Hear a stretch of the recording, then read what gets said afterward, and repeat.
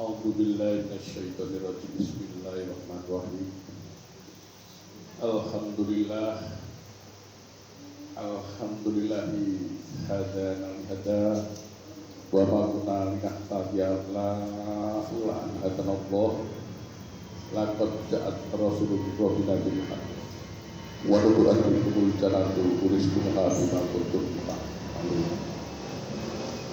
Wala arsala rasulahu bil huda wa dinil haqq liyudhhirahu 'alal dini kullihi walau karihal musyrikun. Arsala kafatan linafsi basiran wa nadhiran. Ya ayyuhalladzina amanu idza nudiya li sholati yaumil jum'ati fas'au ila dzikrillah wa sarul ba'i dzalikum khairul lakum in kuntum ta'lamun. Wal takum minkum ummatin yad'una ilal khairi wa ya'muruna bil ma'ruf wa yanhauna 'anil munkar wa ulaika humul muflihun. Shadaqallahu al-'azim al-ayat. Bapak-bapak, ibu-ibu jamaah Jumat yang dirahmati Allah, marilah kita senantiasa detik demi detik, menit demi menit antara pergantian waktu dan pergantian tempat dan pergeseran waktu, kita selalu untuk mensyukuri, menghargai yang Allah berikan kepada kita. Apa saja nikmat yang semua Allah limpahkan kepada kita, tidakkah kita sanggup untuk menghitung? Lalu juga wal takum minkum min kulli wa in ta'udu nikmatullahi la tuhsuha. Tapi apa? Innal insana adzalumun kafar. Jika kamu menghitung nikmat-nikmatku, tidak akan sanggup untuk menghitungnya. Allah akan memberikan kepada kita sesuatu tanpa kita minta. Tapi kebanyakan manusia apa?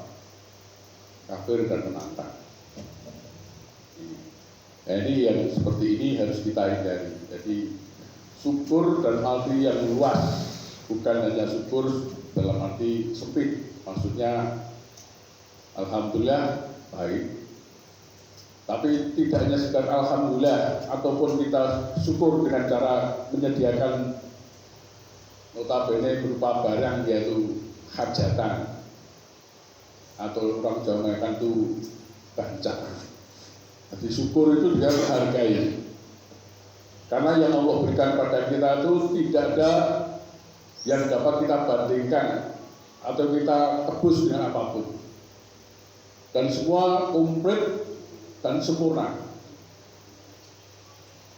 An-Nahl 78, wallahu akhrajakum min butuni ummahatikum la ta'lamuna syai'an wa ja'ala lakum sam'a wa absara wa afida la'allakum tashkurun. Ini yang jadi pedoman kita.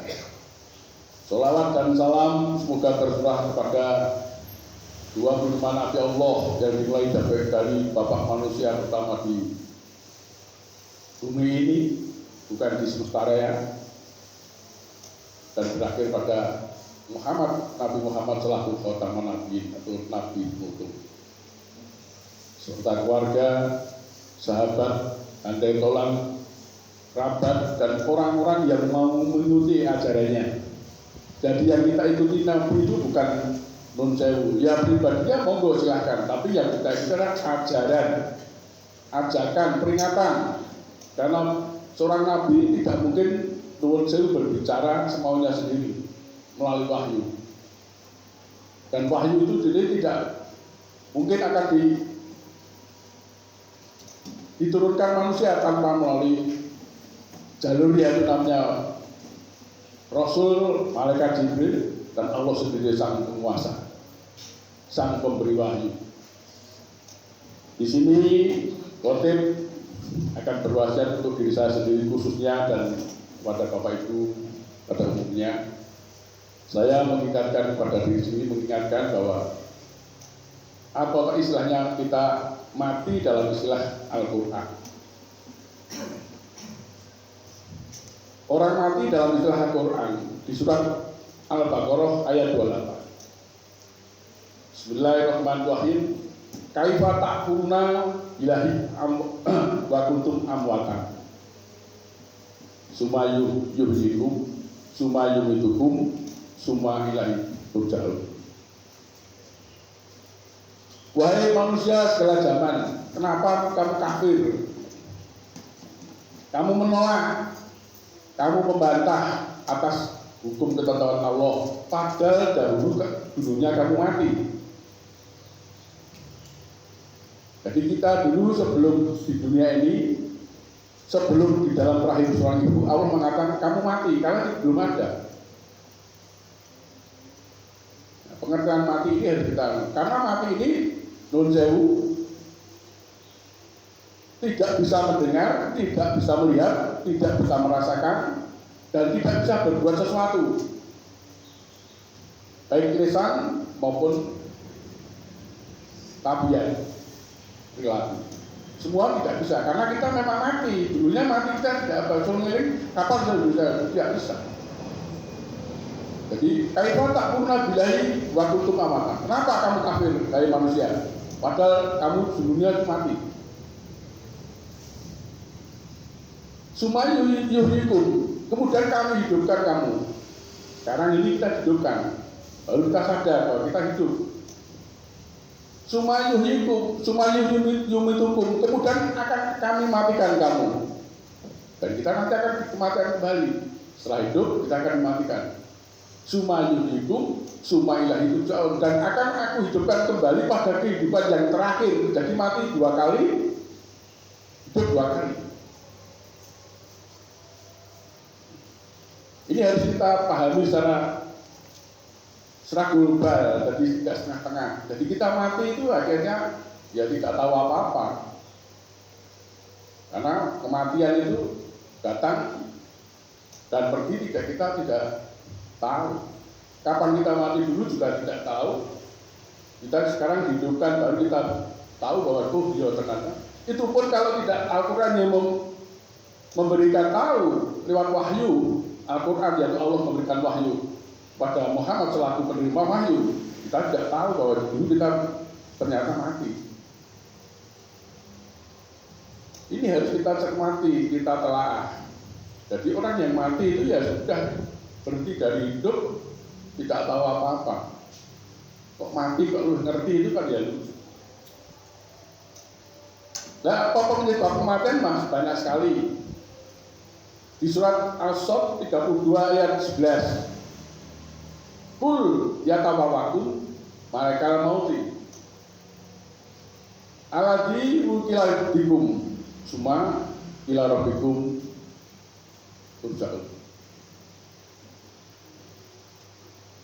Katakan, yang membawakan kamu, yang memindahkan kamu, atau yang membawakan orang mematikan kamu, orang umum mengatakan mas bapak itu kan adalah pindah, dipindah. Jadi jiwa kita dan yang sekarang ini kita dipindah. Jadi hakikat mati itu kan berpisahnya antara roh, jasad, dan jiwa. Jasad boleh kita mati, hancur, kembali dari tanah, asal dari tanah, dan dari debu. Roh akan kembali pada Allah, jasad juga. Nanti akan yang dikembalikan adalah jasad, jiwa. Seperti kita punya HP kan ini ada testing, satu, dan aplikasi. Boleh testing rusak, tapi apakah HP kita punya testing dan kita punya batu, kita sudah bekerja? HP ini tidak bisa kalau tidak punya aplikasi. Seperti kita punya roh, punya jasad, apa kita bisa bicara, bisa berpikir dan bertindak? Tidak bisa. Berakal tidak bisa, yang bisa itu adalah jiwa. Makanya nanti dipertanggungjawabkan kepada kita semua di hadapan Allah Sang Pencipta diri kita adalah jiwanya. Jadi jiwa. Maka di dalam 1678 kan jiwa itu dikali dengan 3 dimensi. Maka saya katakan dimensi karena kita dimensi yang makrokosmos, mikrokosmos di dalam diri kita mikrokosmos dan alam semesta raya jangan makrokosmos. Ini kan kita harus kita pahami secara seksama. Jadi betul mati ya boleh saja jasad dan roh bisa, tapi jiwa dipertanggungjawabkan nanti Pak. Ini harus kita cermati. Oh ternyata orang mati urip sak dhewe mati orang mati. Ya sudah memang mati dari hidup, tapi setelah kematian itu kita akan kemana? Karena saya pribadi, saya sakit, saya yang cemas itu bukan salah kematian. Saya cemas takut itu karena aku gagal ora ini ya. Ini loh. Nanti saya gagal atau lulus, ini yang pemikiran ini. Karena kan kita gagal sudah, maka berharga. Kita ibarat di dunia itu bercocok tanam. Wa mal hayatud dunya illa laibun wa lahun. Darul akhirata khairul ladina yatakuna. Pertanyaan afala taqilu. Bahwa dunia ini permainan dan olok-olok, saling segau-gau, fata murdana di dalam 5720. Tapi kamu akhirat lebih baik jika kamu menginsafi, menyadari. Apalah takilu, tidak kamu pikirkan, tidak kamu berakal. Kalau berpikir dan berakal kan kita masih hidup ini. Kalau sudah mati, mana kita bisa berakal? Kalau kita mandi aja dimandikan, sholat disolati. Kalau yang lahat aja kita dipikul, digendong atau dimasukkan ambulan dengan, kan tidak bisa. Ya kita berakal ya masih hidup ini kita berakal, kita pikirkan langkah kita. Bukan kita memikirkan masalah nek wis mati yo nantinya ini lihat lagi. Kalau sudah mati itu nanti dibangunkan kembali. Istilah dalam Al-Qur'an gamaratul maut. Kalau mau dilakukan namanya sakratul maut. Pingsan sebelum maut, tapi kalau dibangunkan gamaratul maut. Bangunkan dari kubur kita kalau tidak salah hati-hati kebanyakan ya kalau Jawa lainnya cilaka aku mampak Nabi Markodina. Siapa yang membangunkan aku dari tidur? Mawadah Rahman. Apakah ini yang Allah janjikan? Wasodarkal Solo. Kalau begitu Al-Quran itu memang benar. Tapi ketika hidup saya terhadap Al-Quran mencemooh, tidak mau ngaji aja hanya belum jauh pamrih biar dapat teman, biar dapat semacam-macam lah. Padahal Al-Quran adalah petunjuk seluruh manusia. Maka di dalam surat Al-Baqarah kan tidak ada Al-Baqarah sudah jelas. Apakah Al-Quran untuk orang Islam? Tidak. Penjelasan cermati bersama. Ya ayyuhanas.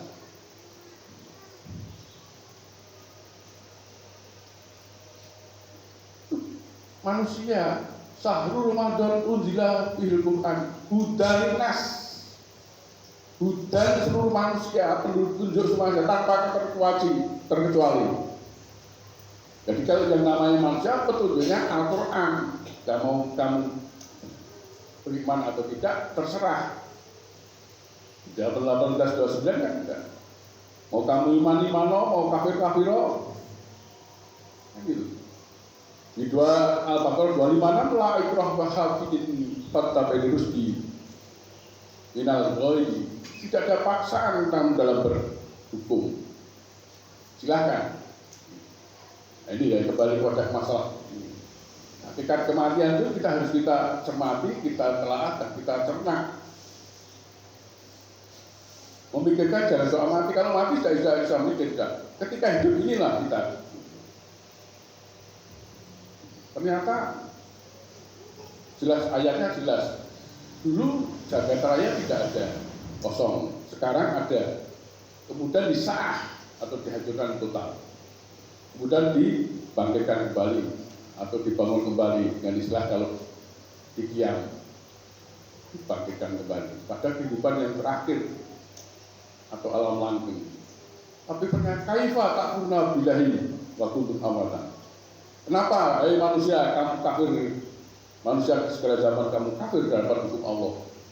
padahal dulu kamu mati. Ini kok. Nah, kita kalau tidak cermati, kita hati-hati, kita sudah terjebak. Nanti menganggap orang mati itu lebih pintar, lebih tahu. Mati ya sudah, beri dari itu. Tutup buku. Mau dia apakan? Mau kamu nun sewu kita doakan? Tidak usah didoakan. Kalau kita memang hidupnya ini nun sewu taat dan patuh pada hukum Allah, otomatis kan kita sudah otomatis Allah memberikan tempat yang baik. 40 51 Ina lanan suruh rusulana waladina amanu fil hayati dunia wa yaumul asad.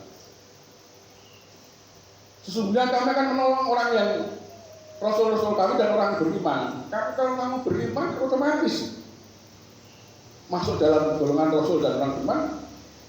Orang sebut dongak, sudah tersimpan dia, tercover sudah. Jasanya atau upahnya sudah tersimpan. Lah kok dongak ini memang kalau kita di dunia saja malah melintang dengan pendustaan, pengingkaran, pembatalan dan lain sebagainya yang intinya adalah berbuat maksiatan. Ya percuma. Nah, kalau terjadi cermati di surat At-Taubah 9, 80, 84, 113 komplit sudah. Apakah itu seperti itu? Kan tidak. Nah, masalah orang mati, orang didungake, orang mati ya termonggo. Seperti tadi saya juga ditelepon adik saya sendiri, saya suruh Yasin di sana karena keponakan saya tanya. Dan orang saya Yasin pas dua upah diri kenapa di Yasin? Yasin itu bukan untuk orang mati, Yasin itu untuk orang hidup. Apa bentuknya Al-Quran dari Yasin? Yasin itu kan suratnya kan surat 36 dari 83 ayat. Al-Quran kan 114 surat dan 69 ayat. Kenapa yang dibaca hanya Yasin? Saya bilang begitu. Bukan saya tidak menghargai, tidak. Lalu ayatnya jelas. Orang sahih di Yasin ini orang sebut jalur keampunan pun kalau memang perbuatannya baik dan taat dan patuh pada hukum ketentuan Allah, dia beriman dan beramal soleh. Oh rasa dia sini, rasa jalur ini, otomatis beres. Ini harus kita cermati Pak. Lalu seperti manusia kayak pada terserah kita menganggap hewan. Tapi memang ayatnya seperti itu. Bukan saya tidak mau, saya tunjukin. Masalah kamu menghindar atau kamu memahami ya monggo. Ini tak tunjukkan masa kematian itu saja. Kalau yang orang mati yang dicabut nyawa orang mati kan apa? Sesuatu sebab hukum akibat, sebab akibat. Jadi surat 32 As-Sad ayat 11. Kul katakan, ya tafakum malaikal mauti. Katakan yang mewafatkan kamu adalah yang menguasai kematian. Yang menguasai kematian siapa? Allah sendiri. Apa di sini ada kata-kata malaikat mencabut nyawa? Tidak ada. Al-Biru bilang yang dikuasakan kepada kamu. Suma ila rabbikum turja'un. Yang dikuasai pada apa? Berupa virus, penyakit, bakteri, kecelakaan, patah, atau dan lain sebagainya. Sebabnya karena rasa sakit. Biasanya orang mati karena sakit, bukan ujuk-ujuk mati. Kan gitu. Di 32 itu kan jelas. Aladi ukilabikum yang dikuasakan kepada kamu, kekuatan untuk kamu, yaitu apa? Berupa virus atau bakteri atau kecelakaan. Karena rasa rahman dan rohnya Allah, orang kita celaka atau sakit, kalau kita mau kita sekarang datang menjemput kita akan mendapat kesengsaraan yang luar biasa. Saya sakit berbulan-bulan, bertahun-tahun merasakan sakit yang luar biasa. Allah belum atau tidak mengizinkan saya untuk berpulang. Otomatis penderitaan saya luar biasa.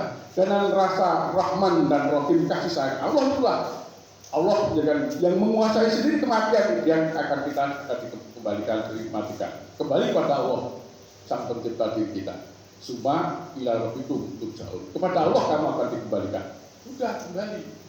Jadi jangan biasa orang mati kalau mau mati rasanya seperti diguliti kambing hidup 1000 kali rasanya sakit. Siapa yang bilang?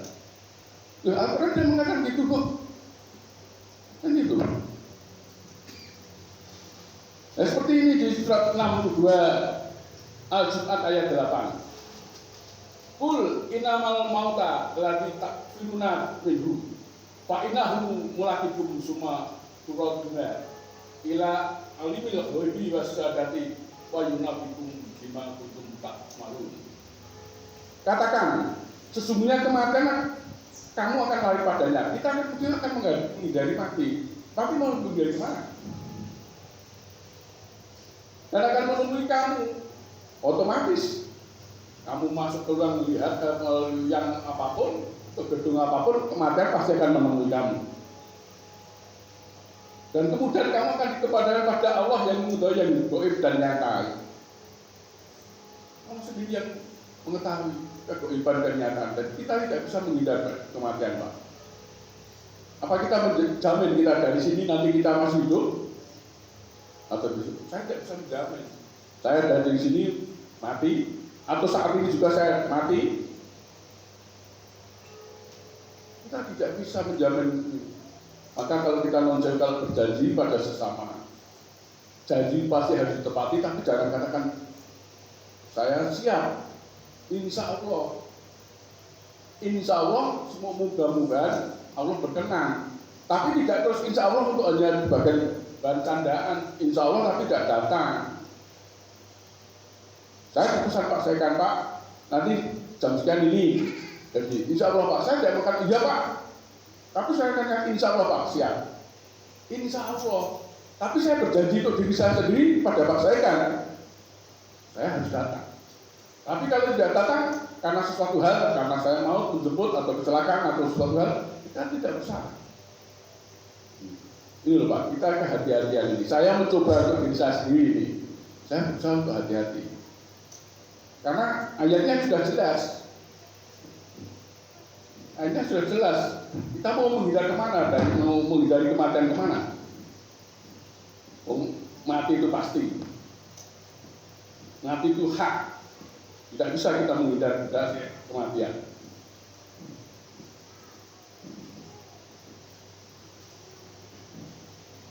Surat Al-Qaf 19 coba kita cermati.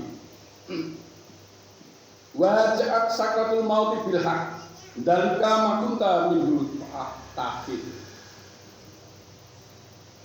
Dan datanglah sakratul maut dengan hak logis. Sakratul maut itu apa Pak? Pingsan. Kita nanti di dalam Al-Quran ada dua tadi sudah saya jelaskan. Kalau pingsan sebelum mati itu namanya sakratul maut. Tapi kalau kita menjelang nanti dibangkitkan namanya gamaratul maut. Bangun dari kematian. Itu. Secara hak logis. Dalika makunta min tahid. Itulah yang kamu selalu lari padanya. Kamu lari mana? Ya. Kita harus hati-hati Pak. Mau lari mana kalau mau sudah menjemput? Ponakan saya jam 7 pamitan kepada ibunya dengan senyum ramah dan pamit yang bagus. Jam 9 saya dikabari innalillahi. Waras miris Pak. Lah karena Pak ya tadi aladi mukila bikum yang dikuasakan kepadamu siapa? Berupa kecelakaan tadi.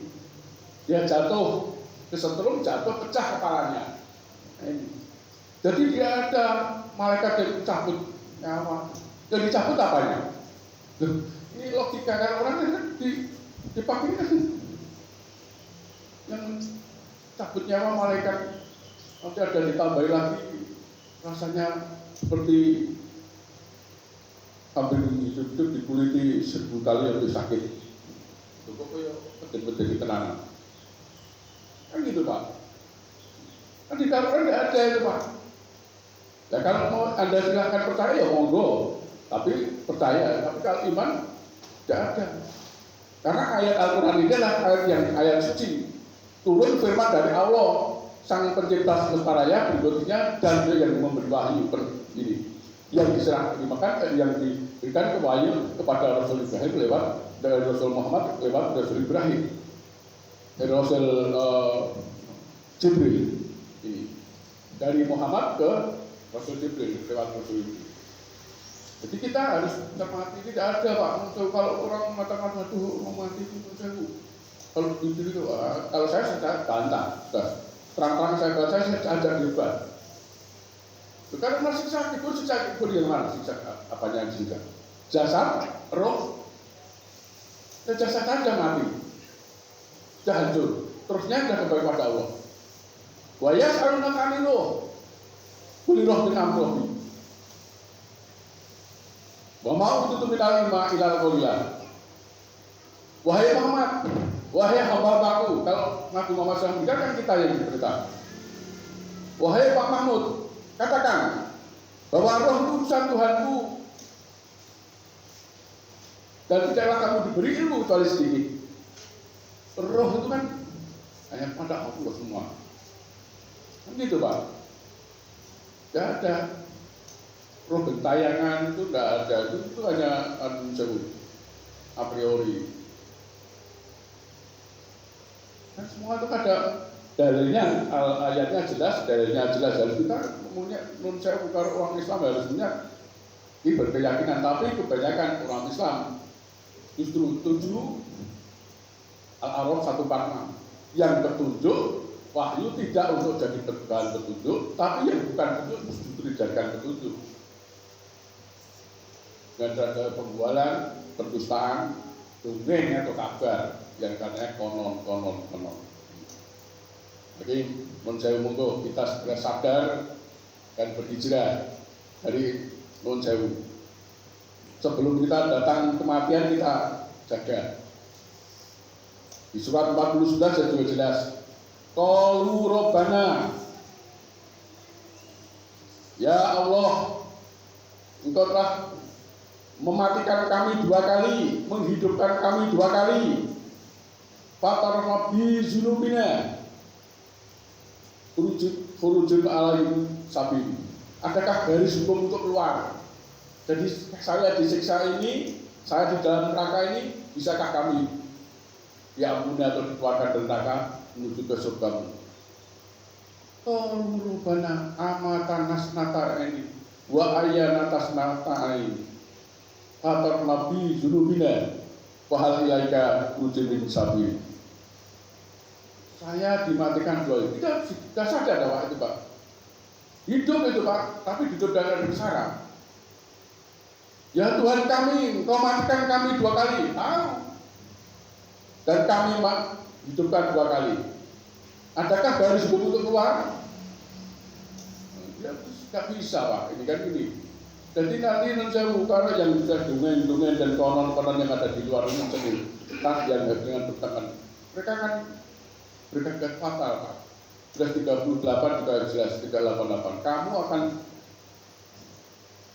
membuktikan Al-Quran sudah waktunya. Jadi Al-Quran nanti akan jelas betul-betul karena logis dan akan dipertanggung di Maliki Yaumiddin di hari perhitungan. Bukan di hari agama. Maliki Yaumiddin yang menguasai perhitungan itu kami sendiri itu Allah. Jadi, kamu lulus atau gagal, kita lulus atau gagal itu tapi tidak ada istilah tolong menolong, tidak ada Pak. Tolong menolong itu di dunia ini, bapak nolong anak nolong bapak. Kalau sudah di akhirat tidak ada Pak tolong. Jangan dungake belake sapi 100 setelah gak ada jenis 100.000 sekalian kon mangan bareng usaha Indonesia ditungake orang bakal bilang ya bisa diampuni. Penjelasan pesan ini 984 tidak bisa diampuni. Wastagfirlahum tidak bisa diampuni. Astagfirlahum orang bakal tak ampuni. Jadi kalau sudah ini apa? Kan yang memberi ampunan dan anugerah nikmat dan siksa kan ya Allah. Apa kita membantah? Itu Pak, nggak bisa. Maka ini kita cermati mumpung masih ada sisa waktu untuk kita berdiri, berpikir sejenak, mencerna. Kita wajib tadi saya mensyukuri, menghargai, memuliakan yang Allah setiap diri pencipta diri kita ini selalu terawasi. Tidak ada Allah lengah sedikit pun. Dan kita akan kabarkan semua apa yang kita lakukan. Jadi kita nanti membual, kita berdusta, kita sembunyikan apa saja dengan apa saja keluar sekarang. Kan gitu Pak, sudah jelas loh, 17, 13, 14 itu. Kul bicaratan al-badidah. Kita jadi batu atau besi. Kalau kita lolos atau kita sudah lulus lagi. Mungkin itu yang bisa kami sampaikan. Sebelumnya kalau masalah ayat per ayat banyak sekali dalam soal kematian ini. Di 21, 35, Kullu nafsin dha'iqatul maut Tanala bukum isari wal khairi fitnatan Sumailah itu jauh.